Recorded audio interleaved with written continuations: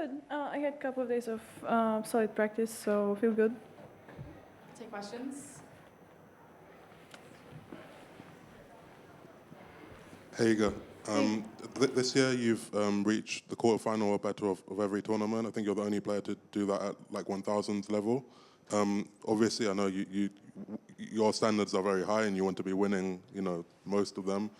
Are you able to reflect on kind of your consistency and just the high general level you have, even when things aren't going perfectly? Yeah, for sure. I'm happy with the consistency. This is something that I always wanted, and there's no tournament where, I go and I'm like, not prepared. Obviously, there have been some where I lost, matches in quarters or semis, but I feel like still it's a good result. On court, I might be harsh on myself, but later on when I reflect and when I have time to just, see this first part of the season from a different perspective, I'm for sure proud of the consistency and still I feel like I'm the most kind of consistent as I was previous years, but for sure I want to also win some tournaments, and that's also the goal.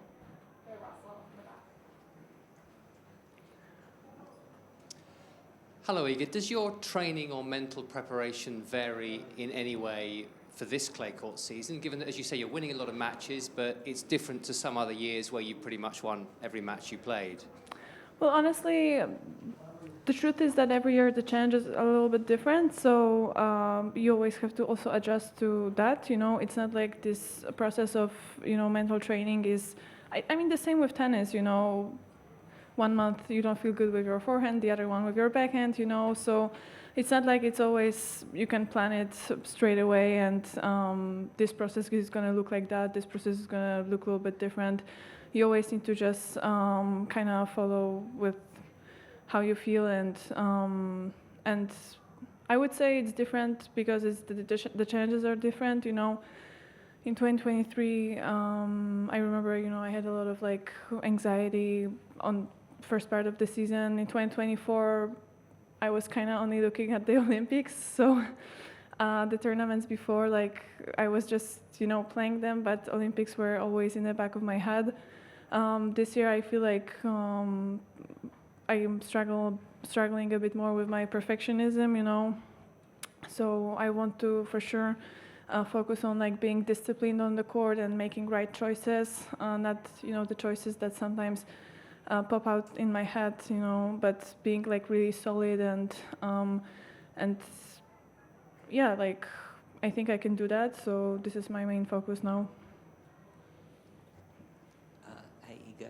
As you reflect on sort of as you did reflect on the end of Madrid, was that just a bad day on the court for you, or is that the buildup of the personal stuff? I'm sorry about your grandfather. And, what was sort of going on there, and how are you able to sort of move on? And does it make you think at all sort of about the rest of the season and what you might need in order to last, both mentally and physically?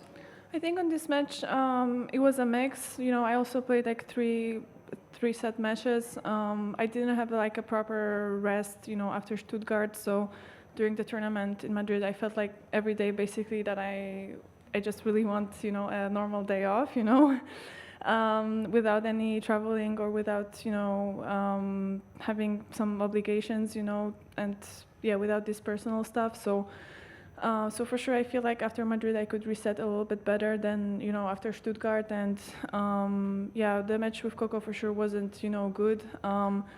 And I had trouble like focusing. I wasn't moving well. So I think everything kind of built up at one moment. That's why the score was like that. But it's just like one day, you can't judge like everything by it, and I'm continuing the work that I've been doing, and I trust the process, so we'll see on the next one.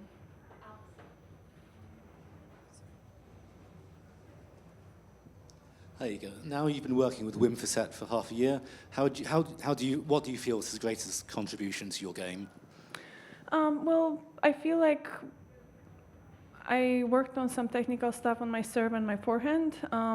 I know that I haven't been always able to implement that on the match court, which is not perfect, but this is, tennis. We don't have 3 months to change some technical thing, and then your body just remembers it, and it would be much easier if we had a system like that. But my preseason was short, so I'm kind of catching up in between tournaments to improve the technical things, and yeah, I feel like some things have been better because of Wim, like my serve, but I feel like I also wasn't so good at implementing it all the time. Sometimes I changed the way I play in a way I shouldn't have done, and it's completely kind of on me.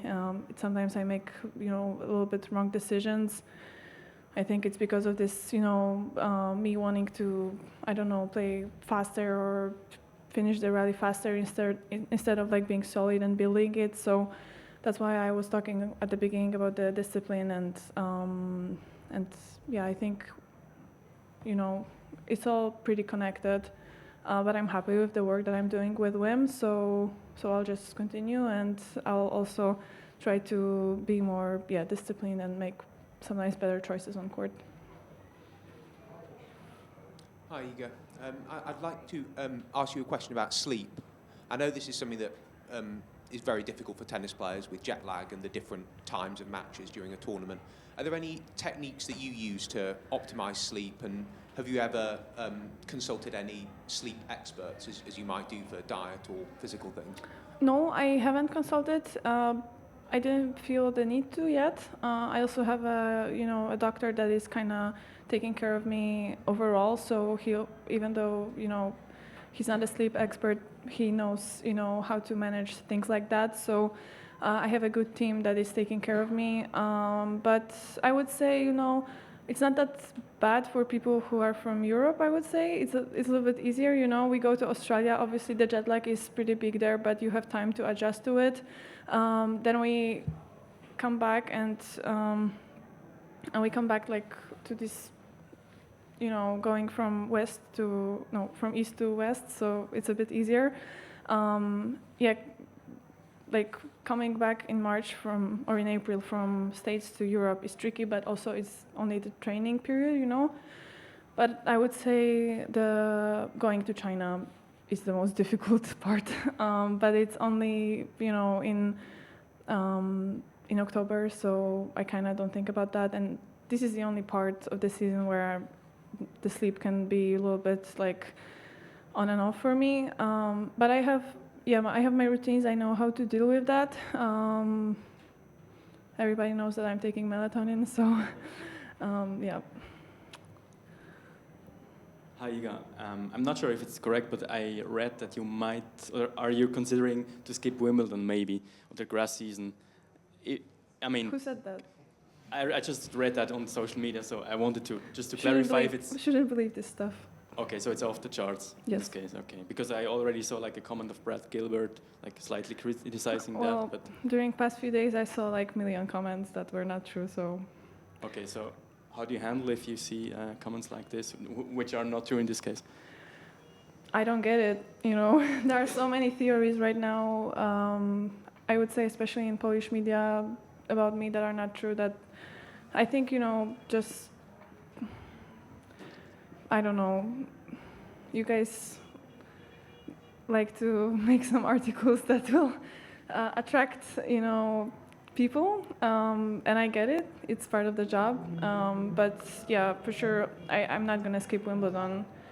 I really want to learn how to play on grass better, and every year is another opportunity, so I will play Wimbledon for sure, unless I get injured. Just down the road tomorrow at the Vatican, they're going to begin the process of electing a new pope. Oh.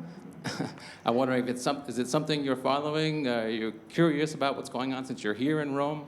Would you even think about going to St. Peter's Square to see if you see the white smoke? I would love to do that. I think it's gonna be super crowded. I think the whole Rome is gonna be following. I would love to do it just to have the experience, but I'll see, logistically how it's gonna look like. Also, we don't know when it's gonna happen, so, right? it might be a couple months, so we'll see. You said earlier that you've been struggling with your perfectionism you've been struggling with your perfectionism in a way. Just curious about that.